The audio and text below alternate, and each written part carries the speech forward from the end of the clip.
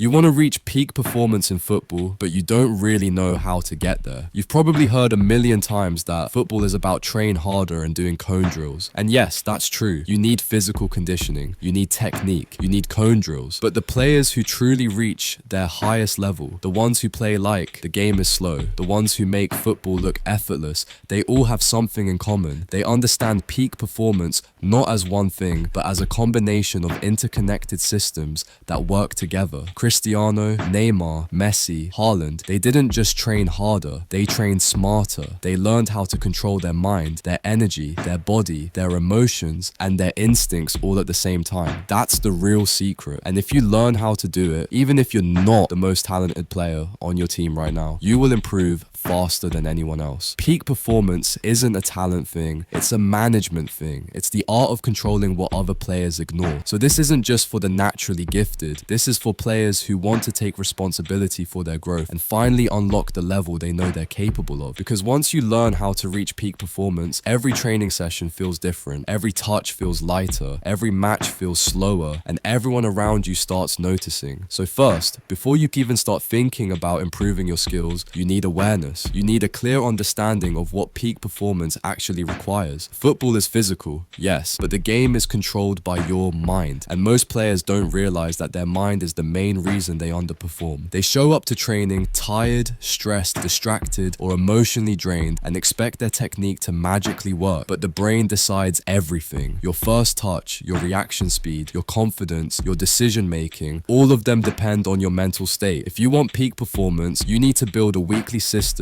that respects the body-mind cycle. That includes training days, recovery days, high-intensity days, and mental reset days. Without a proper cycle, you're just guessing. Imagine this: 3 days intense team training, 2 days personal development, 1 day low-intensity body reset, and 1 complete rest day. That's not soft, that's smart. Overtraining doesn't make you better. It shuts your nervous system down. It makes you slower, stiffer, and easier to injure. The players who grow the fastest are the ones who know when to push and when to stop. So build your week with intention. You need space for focus. You need space for technical growth. You need space for instinct training. And you also need space for recovery. That's how peak performance is built. Now let's talk about the core of performance. Instinct. Instinct is the difference between a regular player and a top player. The speed of football is insane. Defenders press, teammates move, the ball bounces unpredictably. Conscious thinking is too slow. If you try to calculate every move, by the time you decide, you've already lost the moment. That's why average players look slow even if they're fast. Their instincts are underdeveloped, they hesitate, they look predictable, they freeze in key moments. And it's not because they're bad players, it's because they never trained instinct intentionally. Elite players install their instinct through repetition and playing more football. That's why players who grow up on the street have such natural movement. They were exposed to unpredictable situations every day. But if you didn't grow up like that, that's fine. You can build it manually through instinct activation. But before instinct turns on, the body must turn on. You can't play instinctively when your muscles feel cold or disconnected. So the process always begins with slow, controlled ball mastery for 15 to 20 minutes. Inside touches, outside touches, soul rolls, variations. Not fast, not robotic, slow, smooth, intentional. You're not training the ball, you're training the nervous system. You're waking up connection. Every touch sends information from your foot to your mind. That's why this warm-up is essential. Once the body is awake, you enter the instinct zone, and this is where the magic happens. You start with shadow dribbling. No cones, no fixed movements, no pre-planned patterns, just you, a ball, and an empty space. You imagine defenders closing you down. You react, you dodge, you accelerate, you fake, you change direction. Not because you planned it, but because your body demands it. This is how instinct is built. It's not about structure, it's about freedom under pressure. It's about teaching your subconscious to take over. Do this for at least 20 minutes, and don't force intensity. Follow the rest principle. When you feel your quality dropping, stop, walk, breathe, reset, then continue. But shadow dribbling only works if you install the right skills beforehand. That's why the 3-step installation process matters. First, choose one move, just one. Study it, slow down the movement, watch pros do it, feel the hips, shoulders, timing, then bring that move into motion at slow speed before increasing intensity. Only then do you take it into full instinct dribbling. When the skill pops out without thinking, that's when it's installed. And every week, you repeat the process with one new move. That's how your instinct becomes dangerous. There's also the combination combo flow method. You juggle, kick the ball high, control it with your weak foot, then instantly transition into shadow dribbling. This forces your brain into real match-like adaptations. And remember, quality over quantity. Every rep counts. Now let's talk about first touch. First touch is the beginning of everything. Before you dribble, pass or shoot, you receive the ball. If your first touch is messy, your whole play collapses. That's why every top academy in the world focuses on first touch. And that's why so many average players never grow. They ignore it. You need to juggle daily. You need to train your relationship with the ball. One touch catch, multiple touches, free juggling, then wall touch drills, wall juggling rhythms, long ball cushion, and pass. All slow, high quality, intentional. Next comes passing. And yes, passing excellence can be built alone. The wall is the best teammate you will ever train with. One touch passing, two touch passing, laces, inside, outside, soul control, passing while moving sideways, passing plus turning, juggle plus pass. All of these build rhythm, accuracy, balance, and match readiness. And every time you pass, pretend it's a real game. Intention is everything.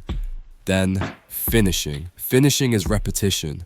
You juggle, control, turn, shoot. You hit volleys. You hit low-driven shots. You hit weak foot finishes. You learn to shoot from chaos. Because in real matches, you don't get perfect setups. The ball bounces. Defenders pressure. Your balance isn't perfect. You still need to score.